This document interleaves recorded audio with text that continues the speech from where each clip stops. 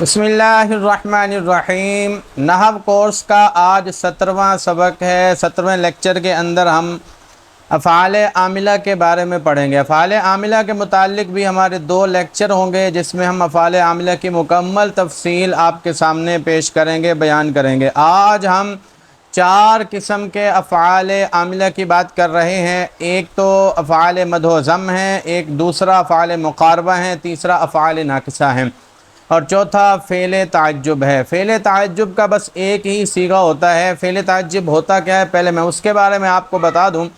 जब भी आप किसी भी चीज़ को देखकर हैरान होते हैं, उसके लिए जो लफ्ज़ आप जो जुमला अपनी ज़बान से अदा करते हैं उसी को फ़ेल ताज्जुब कहा जाता है।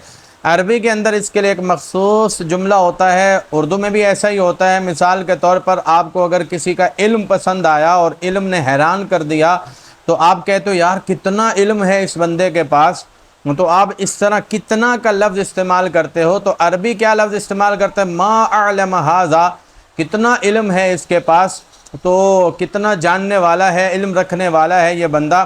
तो अरबी जो है वो फ़ेल ताज्जुब का के लिए मा अफ़अला का लफ्ज़ इस्तेमाल करते हैं। मा अनसरा, मा अदरब, मा अफ़तह, मा अखरज, मा अदखल, मा अक़तल, मा अअलम, मा अहसन, मा अजमल, तो इस तरह के लफ्ज़ का इस्तेमाल करते हैं। तो जहाँ पर भी ये लफ्ज़ आ जाएगा ना फ़ेल ताज्जुब, उम्मीद है आपको इसका पता चल गया होगा और पहचान भी हो गई होगी, बहुत ही आसान पहचान है। तो जहाँ भी ये फ़ेल ताज्जुब आएगा और इसका तर्जुमा कैसे करना है ये भी मैंने बता दिया, और फिर इसको पढ़ना कैसे है ये भी बता दिया।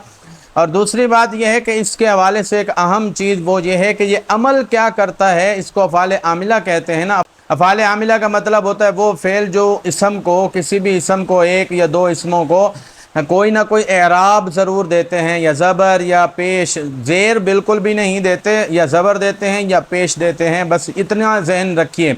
तो फ़ेल के बाद कोई भी अगर इसम आ जाए उसको आपने ज़ेर कभी नहीं पढ़नी, या तो पेश पढ़नी होती है या फिर आपने ज़बर पढ़नी है। अब आपने ये गौर करना है कि इस लफ्ज़ को फ़ेल के बाद जो इसम आ रहा है उसको मैंने पेश पढ़ना है या फिर मैंने ज़बर पढ़ना है। इसका इल्म आपको कैसे होगा, तो ये इसी सबक से ही और इसी लेक्चर से ही आपको इसका इल्म हो जाएगा। तो अब आपको फ़ेल ताज्जुब का तो पता चल गया। फ़ेल ताज्जुब के बारे में मैं आपको बता दूं, फ़ेल ताज्जुब के बाद जो भी इसम आएगा उस पर आपने वो 2 ज़बर पढ़नी होती है, ये ज़हन में रखें। उस पर आपने 2 ज़बर पढ़नी है। जैसे मा अहसन ज़ैदन, ज़ैद कितना खूबसूरत है, कितना हसीन है। इसी तरह मा अअलम ज़ैदन, ज़ैद कितना इल्म वाला है। इसी तरह मा अकरम ज़ैदन, ज़ैद कितना इज़्ज़त वाला है। तो यहाँ मा अकरम, मा अफ़अल, मा अहसन, मा अजमल, इसके बाद जो भी इसम होगा तो उसको आपने 2 ज़बर पढ़ना होता है। फ़ेल ताज्जुब का तो आपको पता चल गया। अब हम चलते हैं, ये इनका इस्तेमाल, फ़ेल ताज्जुब का इस्तेमाल ज़्यादा नहीं होता, इसलिए मैंने इसकी मिसालें भी ऐड नहीं की। जिनका इस्तेमाल ज़्यादा होता है सिर्फ उनकी मिसालें मैंने यहाँ पर नीचे मश्क के अंदर ऐड की हैं। फ़ेल ताज्जुब के बाद अफ़आल मदह ज़म हैं। अफ़आल मदह ज़म 4 हैं। ये निअमा, बिअसा, साआ, हब्बदा, इनमें से जो 2 फ़ेल हैं वो तारीफ़ के लिए आते हैं। किसी की आपने तारीफ़ करनी हो तो निअमा के साथ कर सकते हैं, इसी तरह हब्बदा के साथ कर सकते हैं। आप चाहे वो किसी शख्स की तारीफ़ करें, किसी चीज़ की तारीफ़ करें, जैसे अच्छी चीज़ों की, सच्चाई की, सखावत की, बहादुरी की, किसी भी चीज़ की तारीफ़ करने के लिए निअमा या हब्बदा का इस्तेमाल किया जाता है। इसी तरह किसी चीज़ की मजम्मत और बुराई के लिए भी 2 फ़ेल हैं जिनका इस्तेमाल किया जाता है, बिसा और सा। कुरान में बिसल मसीर, साअत मसीरा, ये लफ्ज़ बहुत हैं, ज़्यादा ये फ़ेल इस्तेमाल होता है कुरान में, अरबी की बनिस्बत और हदीस की बनिस्बत। हब्बदा के बाद एक ही इसम होता है और वो जो एक इसम है वो मखसूस बिलमदा बनता है, और इसका जो फ़ाइल है वो हब्बदा का जो फ़ाइल है वो इसके अंदर जो ज़ा है ना, ज़ा, यही इसका फ़ाइल बनता है। जबकि निअमा के बाद एक इसम भी हो सकता है, 2 इसम भी हो सकते हैं। अगर 2 इसम हों तो एक इसम को आपने फ़ाइल बनाना है, दूसरे इसम को आपने मखसूस बिलमदा बनाना है, यानी जिसकी तारीफ़ हो रही होती है वो मखसूस बिलमदा होता है और उसके अलावा जो इसम होता है वो फ़ाइल होता है। फ़ाइल कभी आगे होता है, कभी अंदर ज़मीर हुआ पोशीदा होती है।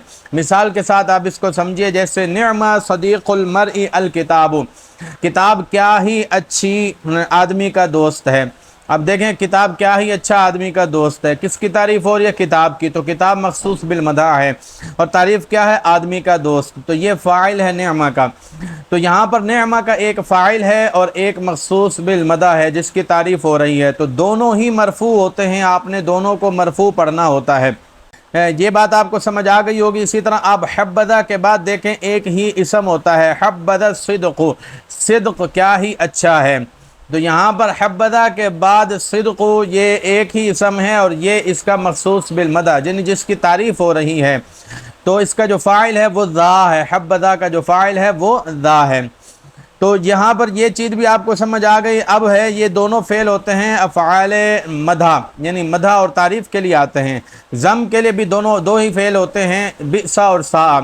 بئس للظالمین بدلا، بئس کے بعد جو ہے نا کبھی زیادہ تر ایک ہی اسم ہوتا ہے، اور اگر بئس کے بعد ایک ہی اسم ہو تو اس کو آپ نے فاعل بنا لینا ہے، اور مخصوص بالمدح جو ہوتا ہے وہ مخصوص بالضم جو ہوتا ہے وہ اس کے اندر ضمیر ہوتی ہے، جیسے بئس المصیر، تو بئس فعل ذم ہے، مذمت کے لیے آیا ہے، اور اس کے بعد جو مصیر ہے معرفہ ہے، تو یہ اس کا فاعل کہلائے گا، اور اس کا جو مخصوص بالمدح ہوگا وہ اس کے اندر ہوا ضمیر ہے، اور اس سے مراد ہے جہنم، وہ کیا ہی برا ٹھکانہ ہے، وہ سے کیا مراد ہے؟ جہنم، تو جہنم برا ٹھکانہ ہے، تو کس کی برائی ہو رہی ہے؟ جہنم کی، تو جہنم مخصوص بالضم ہے، اور یہ جو ٹھکانہ ہے تو یہ اس کو کہتے ہیں بئس کا فاعل۔ تو اگر بئس کے بعد معرفہ اسم ہو تو اس کو آپ نے بنا لینا ہے فاعل، اور اگر بئس کے بعد نکرہ اسم ہو تو وہ منصوب ہوتا ہے تمییز ہونے کی وجہ سے، تو وہ تمییز بنتا ہے، اور اس کا ذکر آپ اگلی ویڈیو کے اندر، یہ تصحیح عبارت کورس کے اندر یا منصوبات کے اندر آپ اس کا ذکر ضرور پڑھیں گے۔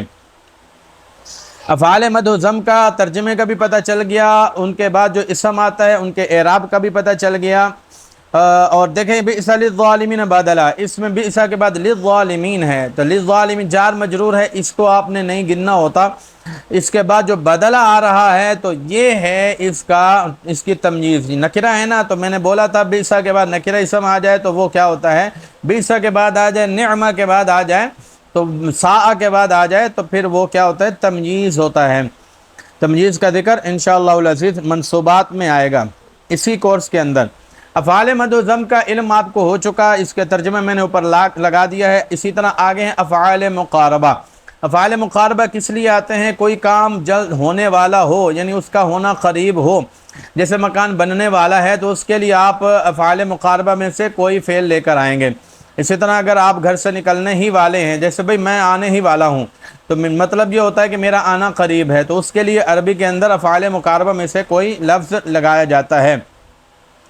تو یہ جو افعال مقاربہ ہوتے ہیں ان کا ایک اسم ہوتا ہے اور ایک خبر، خبر ان کے مضارع ہوتی ہے، یعنی ان کے بعد جو اسم ہوگا اس کو آپ نے مرفوع پڑھنا ہوتا ہے، اور اسم کے بعد جو ہوتا ہے وہ فعل مضارع ہی ہوگا لازمی طور پر، اور جو فعل مضارع ہے وہ کبھی ان کے ساتھ ہوگا کبھی بغیر ان کے ہوگا، ان کے ساتھ ہوگا تو آپ کو پتہ ہے منصوب پڑھنا ہے کیونکہ ان نصب دیتا ہے، اور بغیر ان کے ہوگا تو آپ نے مرفوع پڑھنا ہے۔ اس کی مثال دیکھیے، کاد بعضهم، کاد فعل مقارب ہے، اس کے بعد بعضهم اسم آ رہا ہے تو اس کو مرفوع پڑھنا ہے، اس کے بعد آ رہا ہے یقتل، مضارع آ رہا ہے تو اس کو مرفوع پڑھنا ہے کیونکہ اس کے ساتھ ان نہیں ہے، قریب ہے کہ بعض ایک دوسرے کو قتل کر دیتے ہیں، یعنی ایک دوسرے کو قتل ہی کرنے والے تھے۔ تو اسی طرح آگے عصا بھی ہے، عصا ربہ، عصا کے بعد ربہ آ رہا ہے تو پھر آپ نے اس کو مرفوع پڑھنا ہے، اور آگے ان یبدلہ، یہ خبر ہے، ان یبدلہ ان کے ساتھ آ رہی ہے، مضارع ان کے ساتھ ہے، اس کو آپ نے منصوب پڑھنا ہے۔ بیچ میں ان طلقکن، ان حرف شرط ہے، طلقکن ماضی ہے، تو یہ شرط بیچ میں بھی آ سکتی ہے جیسے یہاں پر آ گئی ہے۔ اسی طرح اوشکا ہے، کارابا ہے، تو اوشکا کے بعد ڈائریکٹ دیکھیں ان یواقع، فعل مضارع آ گیا تو اس کے جو فاعل ہوگا تو وہ اس کا جو اسم ہوگا اس کے اندر ہوا ضمیر ہے، اس کا فاعل نہیں ہوتا، تو اس کا اسم ہی ہوتا ہے۔ افعال مقاربہ کے بارے میں آپ کو پتہ چل گیا۔ دیکھیں افعال مد و ضم ہیں، ان کے بعد جو معرفہ اسم ہوگا وہ بھی مرفوع پڑھا جائے گا، افعال مقاربہ کے بعد جو معرفہ اسم ہوگا وہ بھی مرفوع پڑھا جائے گا۔ سمپل، بہت ہی آسان ہے۔ ترجمہ کیسے کرنا ہے؟ سب کا ترجمہ افعال مقاربہ کا ہوتا ہے قریب ہے، قریب ہے، قریب ہے، اس طرح ترجمہ کیا جاتا ہے۔ افعال مقاربہ کا بھی پتہ چل گیا۔ آگے ہیں افعال ناقصہ۔ افعال ناقصہ کا ناقص افعال، یعنی جن کا صرف فاعل ہی نہیں ہوتا، فاعل کے ساتھ ساتھ ایک اور اسم بھی چاہیے ہوتا ہے، اس لیے اس کو ناقص کہتے ہیں۔ تو افعال ناقصہ 17 ہیں، میں نے اوپر سارے لکھ دیے ہیں، کانا صار دل بات اصبح اضحى امسى عاد عوض غدا راح ما زال ما فاتي ما بري من فكا ليس ما دام۔ تو یہ جو 17 افعال ہیں ان کے بعد دو اسم ہوتے ہیں، ایک اسم جو ہوتا ہے وہ مرفوع ہوتا ہے اور ایک اسم منصوب ہوتا ہے۔ ایک اسم کو ان کا اسم کہا جاتا ہے اور دوسرے اسم کو خبر کہا جاتا ہے فعل ناقص کی۔ یہاں پر مثال آپ دیکھیے، کان الطریق آمنا، کان کے بعد دو اسم ہیں۔